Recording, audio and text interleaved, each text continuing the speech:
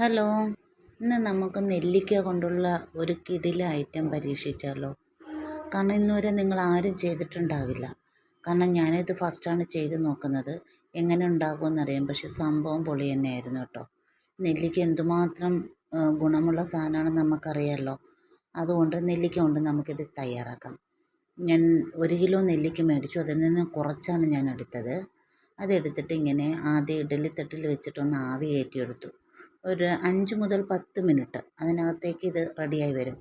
ഇത് ആവി കയറ്റി എടുക്കുന്നത് കൊണ്ട് ഇതിൻ്റെ ഗുണങ്ങളൊന്നും തന്നെ നഷ്ടപ്പെടാൻ പോകുന്നില്ല.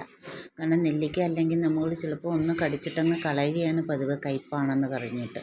ഇതിപ്പോൾ ഈ രീതിയിലാണ് ചെയ്തെടുക്കുന്നതെങ്കിൽ കുട്ടികളും ഇത് വേണ്ടാന്ന് പറയില്ല. അത്ര ടേസ്റ്റി ആയിട്ട് അവർ കഴിക്കും. ഒരു 5 മിനിറ്റൊക്കെ കഴിയുമ്പോഴേക്കും നമ്മുടെ നെല്ലിക്ക ഇതുപോലെ ആവിയിൽ വെന്ത് റെഡിയായിരിക്കും. നോക്കൂ, ഇതുപോലെ പിളർന്ന് വരുന്ന പരുവം. ഒരുപാട് അങ്ങ് പിളർന്ന് പോകണ്ട. ഇതും നമുക്കിങ്ങനെ ഫുള്ളായിട്ട് തന്നെ കിട്ടണം, മുഴുവനേ തന്നെ നെല്ലിക്ക കിട്ടണം. ഇതിനെ നമുക്കൊന്ന് തണുത്തതിന് ശേഷം വേറൊരു ബൗളിലേക്ക് മാറ്റി വയ്ക്കാം. ചൂടോടുകൂടി എടുക്കുമ്പോൾ ഇത് പൊടിഞ്ഞു പോകും. അതുകൊണ്ടാണ് ഞാൻ തണുക്കാനായിട്ട് വെക്കുന്നത്. തണുത്ത് കഴിയുമ്പോൾ നമുക്ക് ഇതേപോലെ തന്നെ ഒട്ടും അടർന്ന് മാറാതെ തന്നെ നെല്ലിക്ക കിട്ടും. ആ അരിയോടുകൂടി തന്നെ നമുക്ക് നെല്ലിക്ക കിട്ടും.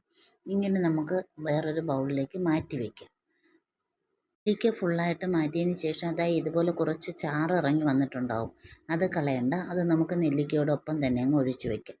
ഒഴിച്ചു വെച്ചിട്ട് പിന്നെ നമുക്ക് നെല്ലിക്കയിലേക്ക് ആവശ്യമായ ഉപ്പിട്ട് ചേർത്ത് ഒന്ന് ഇളക്കി മാറ്റി വയ്ക്കണം. അതങ്ങോട്ട് ഒരു സൈഡ് മാറ്റി വെച്ചിട്ട് ഇനി നമുക്ക് വേണ്ടത് കുറച്ച് ശർക്കര. അത് നമ്മൾ എടുക്കുന്ന നെല്ലിക്കയ്ക്ക് അളവനുസരിച്ചാണ് ശർക്കര എടുക്കേണ്ടത്. ശർക്കര നമ്മളൊന്ന് ഉരുക്കിയെടുക്കണം. അതങ്ങോട്ട് ചൂടാക്കാനായിട്ട് ലോ ഫ്ലെയിമിലേക്ക് വെച്ചിട്ട് നമുക്കൊരു പാൻ അടുപ്പിൽ വയ്ക്കാം. അടുപ്പിൽ വെച്ച് അത് ചൂടാകുമ്പോൾ നല്ലെണ്ണ ഒഴിച്ചു കൊടുക്കാം. നല്ലെണ്ണ ഒഴിച്ചിട്ട് എണ്ണ ചൂടായി കഴിയുമ്പോഴേക്കും നമുക്കതിലേക്ക് കടുക് ഇട്ട് കൊടുക്കാം. കടുക് പൊട്ടി വരട്ടെ. കടുക് പൊട്ടി കഴിയുമ്പോൾ പിന്നെ നമുക്ക് അതിലേക്ക് ചേർക്കേണ്ടത്, നന്നായിട്ട് പൊട്ടി കഴിയുമ്പോൾ കുറച്ച് 2 3 വറ്റൽമുളക് മുറിച്ചതും ഒരു 4-5 വെളുത്തുള്ളി, ഇത് വലുതാണ്, അതും കൂടെ ചെറുതായിട്ട് നുറുക്കിയതും ചേർത്ത് ഒന്ന് ഇളക്കി കൊടുക്കണം. അതൊന്ന് മൂത്ത് വഴന്ന് വരണം. അതിൻ്റെ ഒപ്പം തന്നെ ഒരല്പം കറിവേപ്പിലയും കൂടെ ചേർത്ത് കൊടുക്കാം. അതും കൂടെ ചേർത്ത് ഒന്ന് മൂപ്പിക്കണം. ഇത് മൂന്നും നന്നായിട്ട് മൂത്ത് റെഡിയായി വരുന്ന സമയമാകും ഫ്ലെയിം ഒന്ന് ഓഫാക്കിയിട്ട് വേണം നമുക്ക് പൊടികൾ ചേർക്കേണ്ടത്. കാരണം പൊടികൾ കരിഞ്ഞു പോകും. ഇപ്പം തിളച്ച് നിൽക്കുന്ന എണ്ണയല്ലേ, അതുകൊണ്ട് നമുക്ക് ഫ്ലെയിം ഓഫാക്കാം. ഓഫാക്കിയതിന് ശേഷം നമുക്കിതിലേക്ക് പൊടികൾ ചേർത്ത് കൊടുക്കാം. അപ്പോഴും നമുക്ക് കരിയാതെ പൊടികൾ മൂത്ത് കിട്ടും. അതിന് വേണ്ടിയിട്ടാണ് കേട്ടോ. അതിലേക്ക് ഞാൻ ചേർക്കുന്നത് അല്പം മഞ്ഞൾപ്പൊടി ചേർക്കണം. അത് കഴിഞ്ഞിട്ട് എരിവിന് മുളക് പൊടി എന്ന് വെച്ചാൽ നമ്മൾ വറുത്തിട്ട് പൊടിച്ചെടുത്താൽ മതി. നല്ല നേർമയായിട്ട് പൊടിയണ്ട, ചില്ലി ഫ്ലേക്സ് പോലെ ആ ടൈപ്പിൽ പൊടിഞ്ഞെടുത്താൽ മതി. അങ്ങനെ പൊടിച്ച് നമുക്ക് അതും ചേർത്തിട്ട് പിന്നെ കടുകും ഉലുവയും കൂടെ വറുത്ത് പൊടിച്ചത് ഒരു സ്പൂൺ അല്ലെങ്കിൽ 3/4 സ്പൂണോളം അതും ചേർത്ത് കുറച്ച് കായപ്പൊടിയും കൂടെ ചേർത്ത് ഈ എണ്ണയിൽ നന്നായിട്ടൊന്ന് മൂപ്പിക്കണം. ആ എണ്ണയുടെ ചൂടിൽ ഇതങ്ങ് മൂത്ത് വരും. ഇങ്ങനെ തിളച്ച എണ്ണയുണ്ട്. ഇത് മൂത്ത് അതിൻ്റെ മണം മാറി വരുന്ന സമയമായതിന് ശേഷം മാത്രമേ നമ്മളിനി ഫ്ലെയിം ഓൺ ആക്കാവുള്ളൂ. എന്നാൽ ഇപ്പം തന്നെ വേണ്ടത് തിളച്ചുകൊണ്ടിരിക്കുകയാണ് ആ എണ്ണയുടെ ചൂടിൽ. ഇനി നമുക്ക് ഫ്ലെയിം ഓൺ ആക്കിയിട്ട് നമ്മുടെ ശർക്കര പാനി റെഡിയായി വന്നിരിക്കിട്ടുണ്ട്. അതിൽ നിന്ന് നമുക്ക് ഒരു അരിപ്പ് വെച്ചിട്ട് ഇതിലേക്ക് അരിച്ചൊഴിച്ചു കൊടുക്കണം. ഈ നമ്മൾ ചേർത്ത മസാലയിലേക്ക് അരിച്ചൊഴിക്കണം.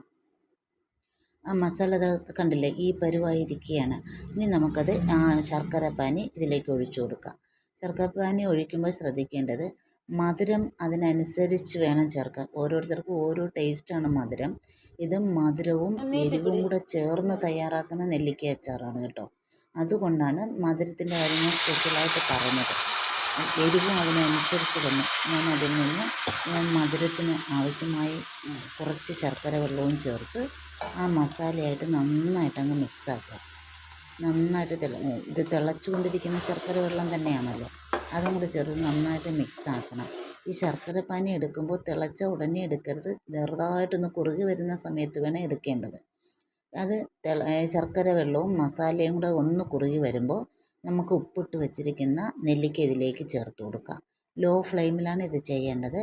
നെല്ലിക്ക ചേർത്ത് കൊടുത്ത് 1 മിനിറ്റ് അതിനെ ഒന്ന് അതേപോലെ ഒന്ന് ഇളക്കിയിട്ട് വെക്കണം ആ ഫ്ലെയിമിൽ തന്നെ. എന്നിട്ട് ഉപ്പ് നോക്കണം. ഉപ്പ് കുറവായിട്ട് തോന്നുന്നുണ്ടെങ്കിൽ അല്പം കൂടെ ഉപ്പ് ചേർത്ത് കൊടുക്കാം. എന്നിട്ട് 1 മിനിറ്റോളം അത് വെച്ച് 4 സൈഡിലും ഇതുപോലെ തിള വരുന്ന ഇത് കാണുന്നുണ്ടല്ലോ, ഈ തിള വരുമ്പം ഫ്ലെയിം ഓഫാക്കാം. ഓഫാക്കിയിട്ട് അത് കുറച്ച് സമയം അവിടെ ഇരുന്ന് ഒന്ന് തണുക്കട്ടെ. തണുത്ത് വരുമ്പോൾ ദേ ഇതുപോലെ കറക്റ്റ് പാകത്തിന് സെറ്റായി വരും. ഇനി നമുക്കിതിനെ നന്നായിട്ട് കഴുകി ഉണക്കിയെടുത്ത ഒരു ബോട്ടിലെടുത്തിട്ട് അതിലേക്ക് നമുക്ക് കോരി ഒഴിച്ച് വയ്ക്കാം. ബോട്ടിലിൽ അല്പം പോലും ഈർപ്പത്തിൻ്റെ അളവുണ്ടായിരിക്കില്ല. നന്നായിട്ട് വെയിലത്ത് വെച്ച് ഉണക്കിയെടുക്കുന്ന ബോട്ടിലാണെങ്കിൽ കുറച്ചുകൂടെ നല്ലതായിരിക്കും. കാരണം നമ്മൾ ഇങ്ങനെ ഇട്ട് വയ്ക്കുമ്പോൾ കുറച്ച് നാളിരിക്കും. ഇത് കുറച്ചേ ഉള്ളത് കൊണ്ട് എനിക്കിത് പെട്ടെന്ന് തീരും. നമ്മൾ കൂടുതലാണ് തയ്യാറാക്കുന്നതെങ്കിൽ നമ്മൾ അതുപോലെ വെയിലത്ത് വെച്ച് ഉണക്കിയെടുക്കുന്ന ബോട്ടിലാണ് എപ്പോഴും നല്ലത്. ദേ ഇതുപോലെ നെല്ലിക്ക അച്ചാറടി ഇത് എന്ത് ടേസ്റ്റിയാണെന്നറിയാമോ? എരിവും മധുരവും ഉപ്പും എല്ലാം കൂടെ ചേർന്ന് കിടിലമായിട്ടാണ് കേട്ടോ.